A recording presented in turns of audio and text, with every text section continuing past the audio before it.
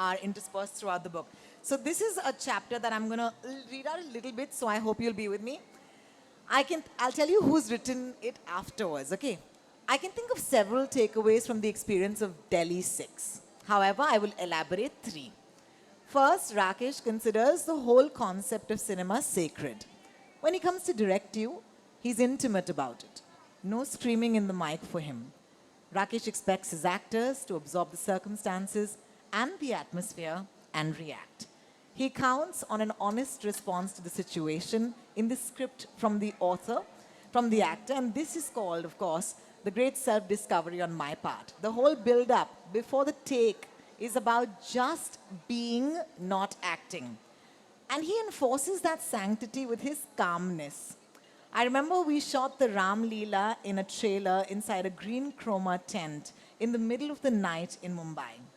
I was getting many reminders to begin the shot and I kept delaying for some reason. Finally, Rakesh himself came with a sense of urgency. There's a lot of crowd. Let's take the shot. He said with a level tone. I could see he was upset, wondering why I'm taking time. He could have said, "What the hell?" But he curbed himself and did not lose his cool. To see a creative genius who doesn't hide his flaws behind the word temperamental, it was wonderful. Continues to say, Rakesh continues to be a low-maintenance friend. Oh, we just heard that marriage story, it ties in. We're still in character. He's a part of every family gathering and very happy just being by himself. He doesn't want you to fawn all over him. Makes it easy for somebody who's moderating this chat also, thank God. Professionally, I hope we make Abhiman Part 2. Okay, please make this happen. Give us a clap for that line because if that happens, I'll be very happy. Famously after my parents' iconic original, Rakesh also has this script ready with the title Bhairavi after his daughter's name, written by Kamlesh Pandey. My only regret, Masakali was shot primarily on Sonam. Who do you think has written this chapter? Abhishek Bachchan, ladies and gentlemen. A big hand for that. I love this. I love this. Were you surprised with the testimonials? Did you expect so much kindness? Did you read them and have this moment of, oh my God? Um, uh, I, I actually they were all very kind to contribute, and then I requested the editor, uh, let's not edit anything. Let it be verbatim, and otherwise once you start editing and adding lines, yeah, if there's some grammar here or there, even let those mistakes go. It doesn't matter. Correct. So you must read what Amir wrote, Yes. and it's so funny, it's so endearing, and all of them, Manoj, Vahida ji, yeah, and AR, all of them, whomever I've worked with, did come forward. And the best is Shankar, because he hasn't written anything about music. He's only written about the food we've eaten. Food, yes, exactly. Yeah, So yeah. we discuss the recipes and Correct. food, and wo music ho jata hai, pata nahi. You know, there is a chapter which I was a bit surprised about, you know, and it's the film that I spoke right at the start about, Rang De Basanti, right? And for someone who grew up with this film and it meant so much to me, there was a chapter where you talk about how this film had to get made and literally everything was at stake. And at that point when I was reading the chapter, I was like, what? This really happened? And then I asked myself, I said, wow, Rakesh, you're my, like, you know, you're one of my heroes, right? And I said, you put yourself out there saying you were vulnerable, you had everything to lose, and there was a big risk. Were you at any point editing anything that you had to say when you were writing a book like this?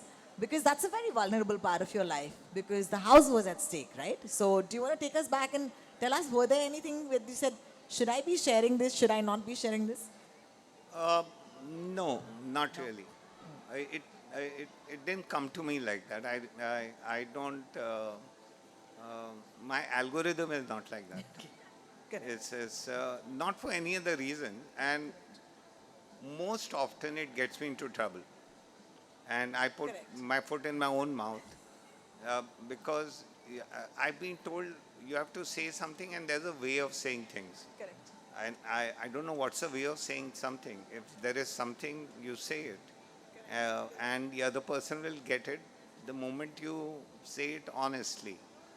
And so yeah, there's might be some risk in it or something, but that's fine. I think that's okay, because if you're not able to form a bond with the other person, that bond was never meant to happen anyway. Yes, Yeah. absolutely, absolutely. The book has been in public, eye for a while now. So a couple of months ago, I remember we spoke about it for the radio. How do people react to the book? Pehle to, let me ask this very, very sadly, like in the culture of reading itself, right?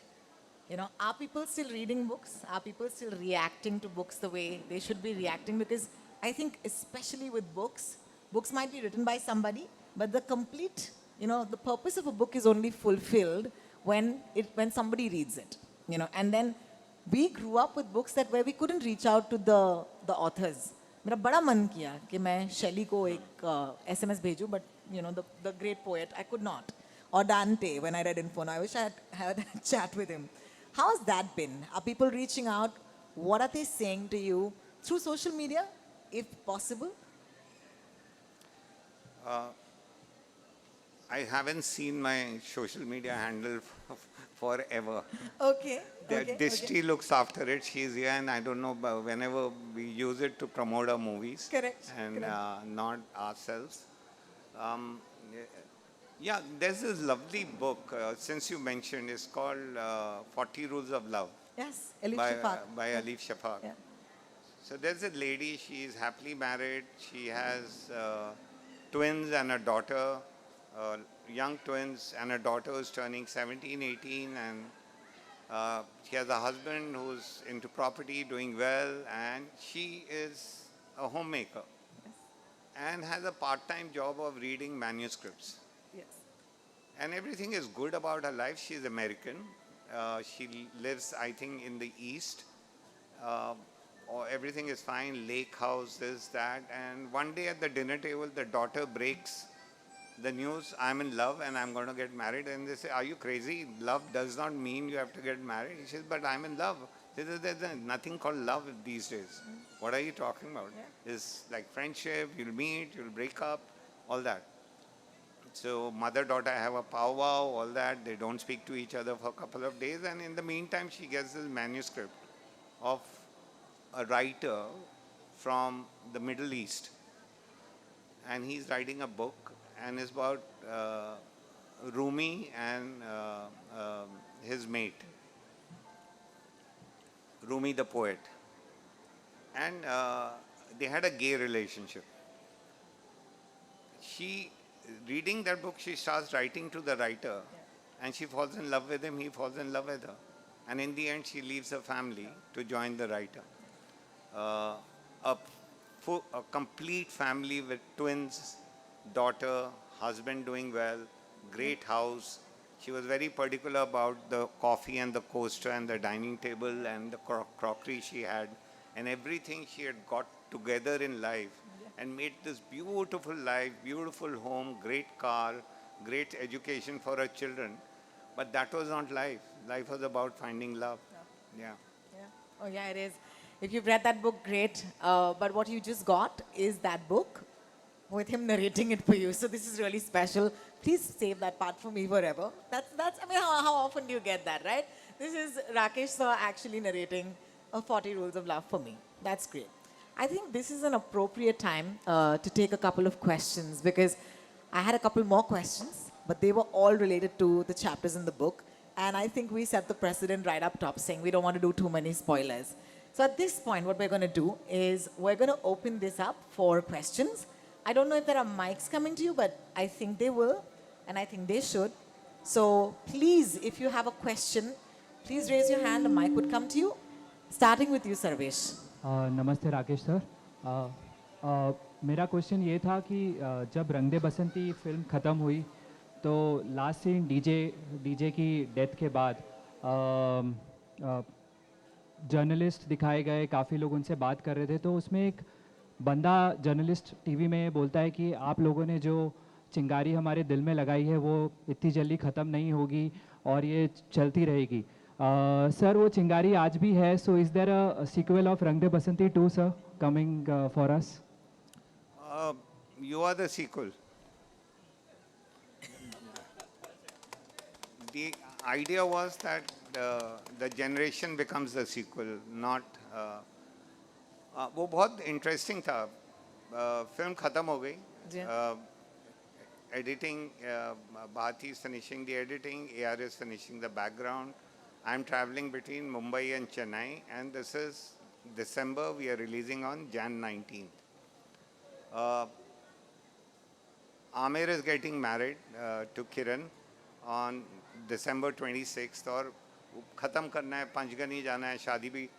तो उसने बोला मेहरा तू शादी में मत आ.